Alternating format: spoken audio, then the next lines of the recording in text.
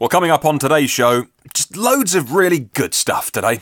Alright, let me be more specific. A new charging partnership means you can charge in more places. Tesla publishes their parts catalogue. And Electromechanica announces vehicle pre-orders exceed a very large number.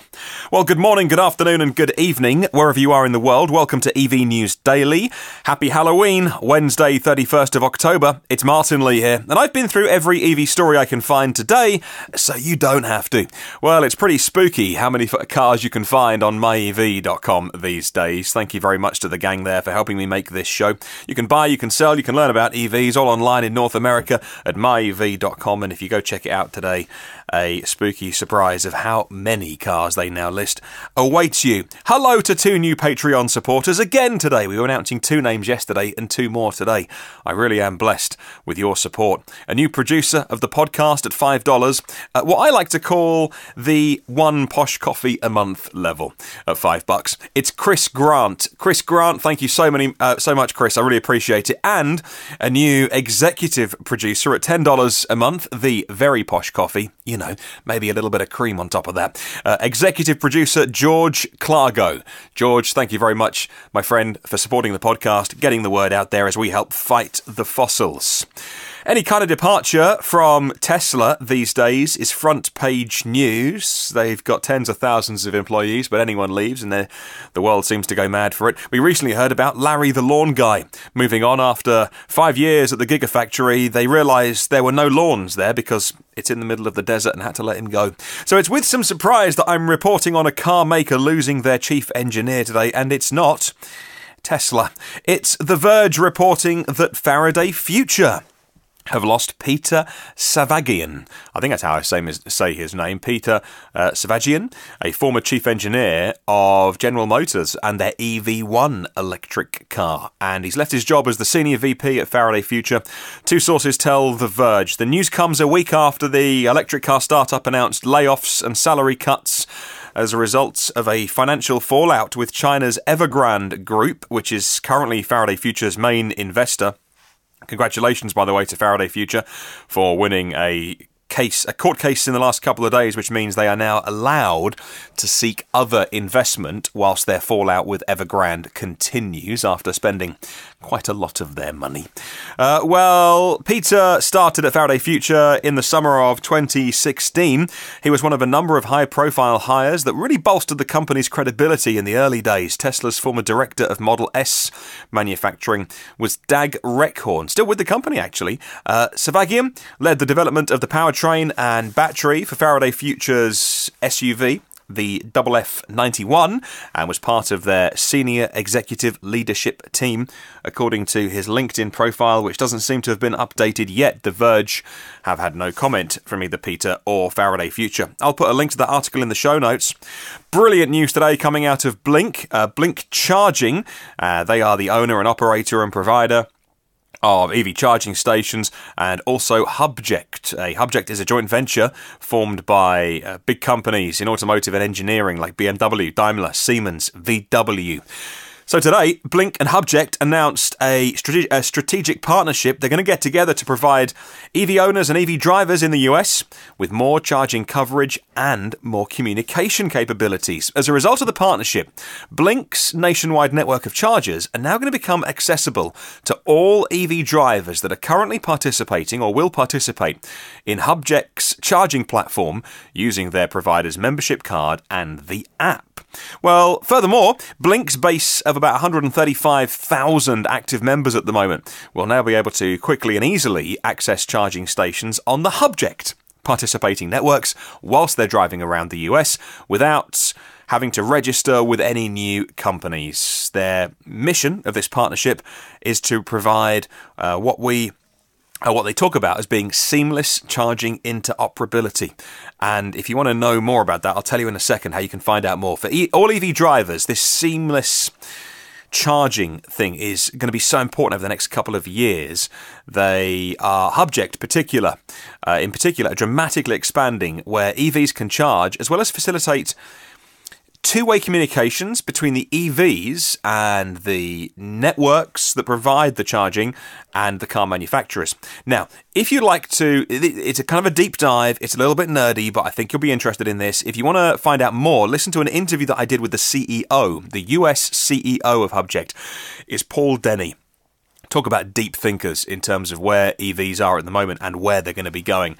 That show, by the way, was the 20th of October. Show 271. If you want to go back on your podcast platform or YouTube, that is show 271, 20th of October. Fascinating interview with Paul Denny talking about Hubject and their future.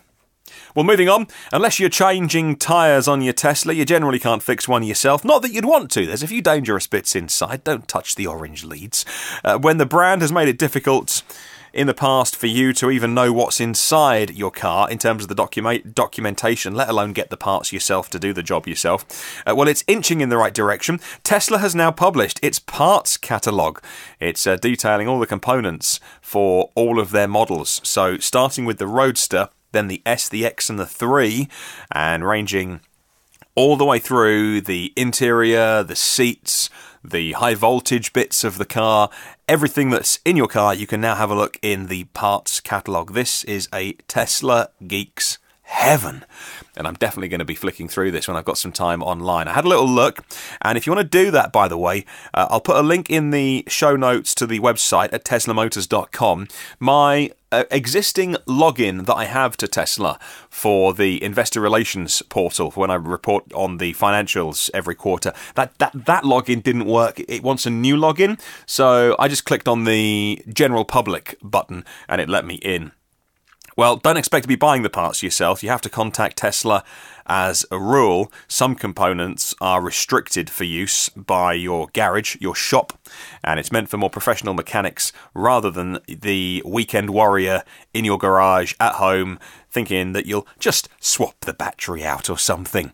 And have a look. It's some really obscure parts in there for the motors. And like I say, you've got to be a real big Tesla fan, but if you are, I'll put a link in the show notes. News on a new car coming. You may have heard about the Electromechanica. They've announced some pre-orders and they're big numbers for Electromechanica. They provided a corporate update on pre-orders. As of last week, they have now got 64,154 pre-orders across both their models. They've got 23,000 pre-orders for the Solo, and they've got 50, which is on sale for $15,500, and 41,000 pre-orders for the Tofino. That's a two-seat Roadster, and that's going to be on sale for $50,000. Well, all retail pre-orders require a refundable deposit of $250 for the Solo and $1,000 for the Tofino. Dealer pre-orders require a letter of credit or letters of interest, and all orders are non-binding. The company builds the little innovative all-electric Solo. It's a single-passenger vehicle, and it's been developed to revolutionise the way people commute, and it's developing the Tofino, this high-performance two-seater EV Roadster sports car as well. The Solo is the one that gets all the headlines because it's so... You look at it from the front, and it just looks like a normal car. And you look at it from the side, and you think that looks a bit strange at the back. And you look at it from the rear, and you go, whoa, it's missing a wheel.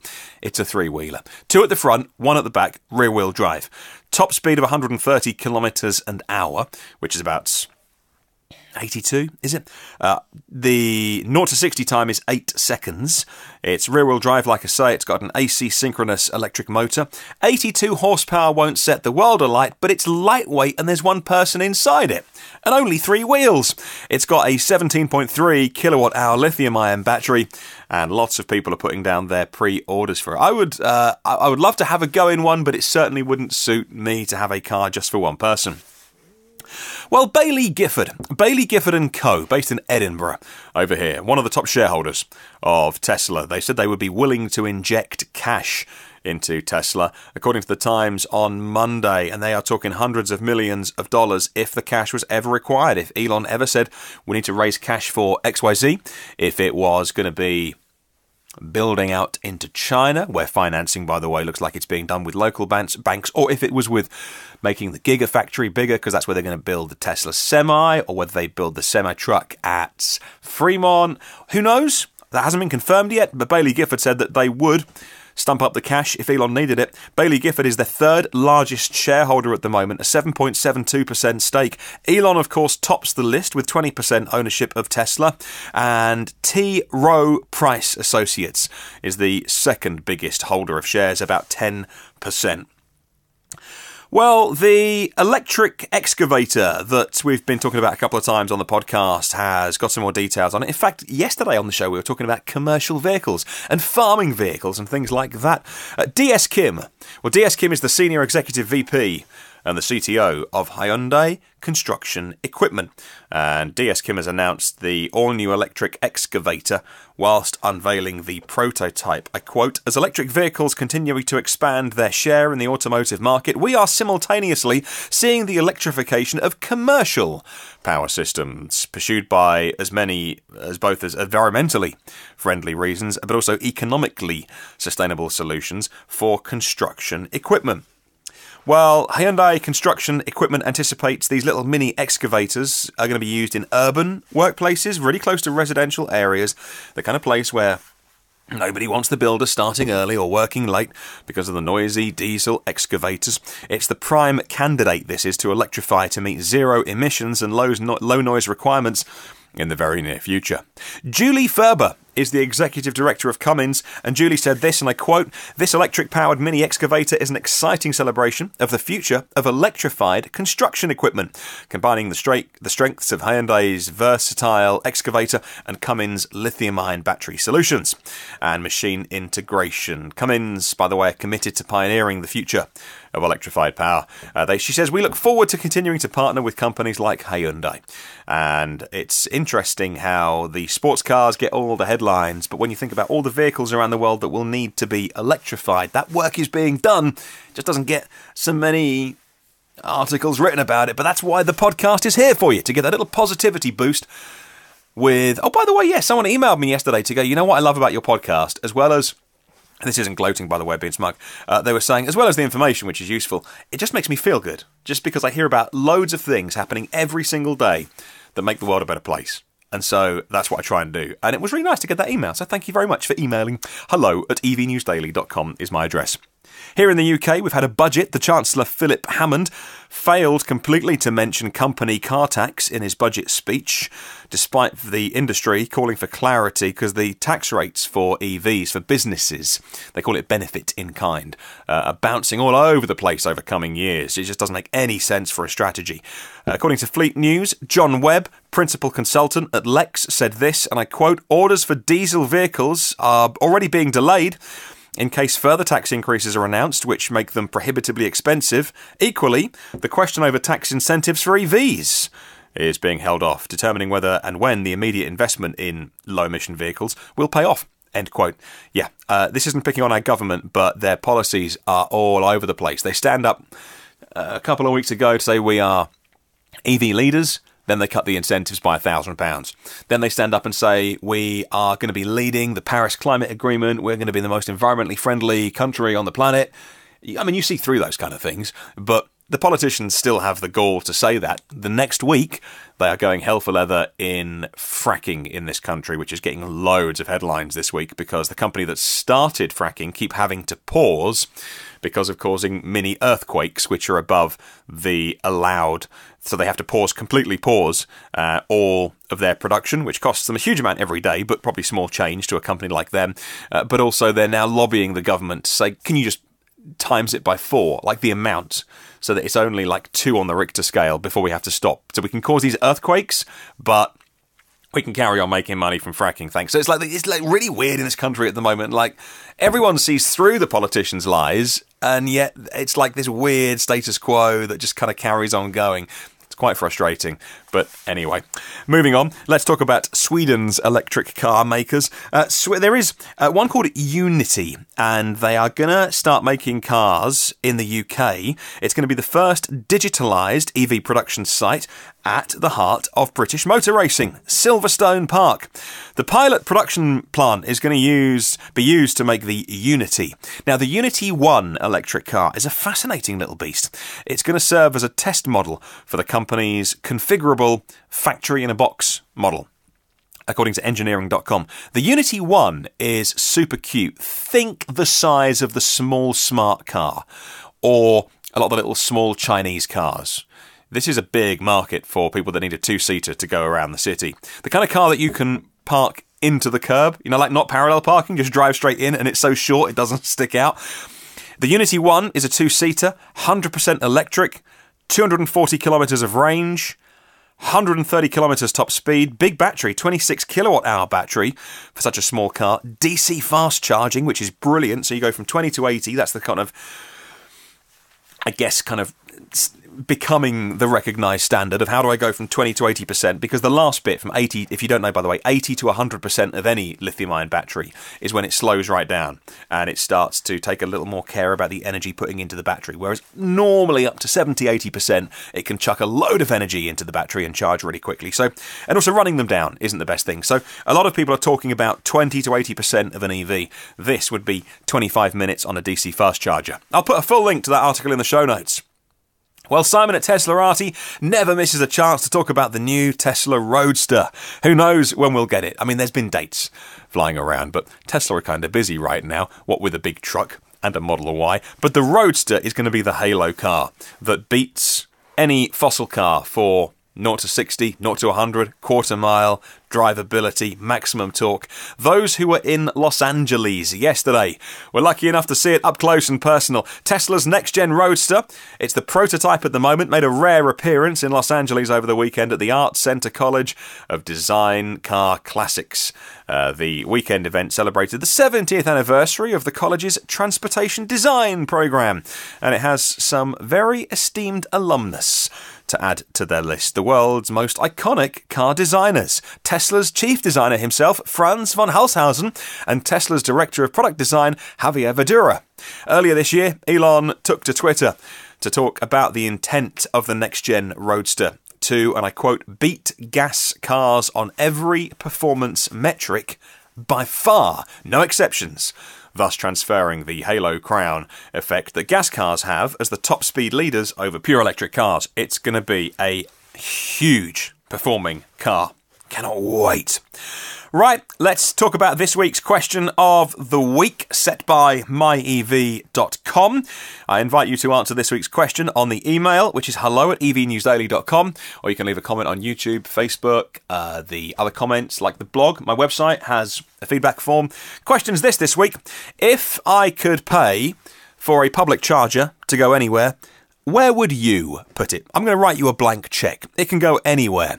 It can be a level 2, level 3 charger. It can be any speed, any size, which connector, let me know. If I wrote you a check for an EVSE and you could choose where to install it, where would it be? Would it be the shops, the gym, the movies? Would it be at work? Anywhere but home, really. Let me know where I could put that charger. Theoretically, and I haven't got £40,000 lying around to put a rapid charger in. If you could put it anywhere, where would it be? Let me know. Thank you very much to the now 111 patrons. Yay, 2 more. 111 is the magic number on Halloween for the podcast for people who support it. Patreon.com/evnewsdaily. When you break it down to how many cents per day, it's like ridiculous. You get a podcast every single day. You get new content. You get something that is carefully thought about.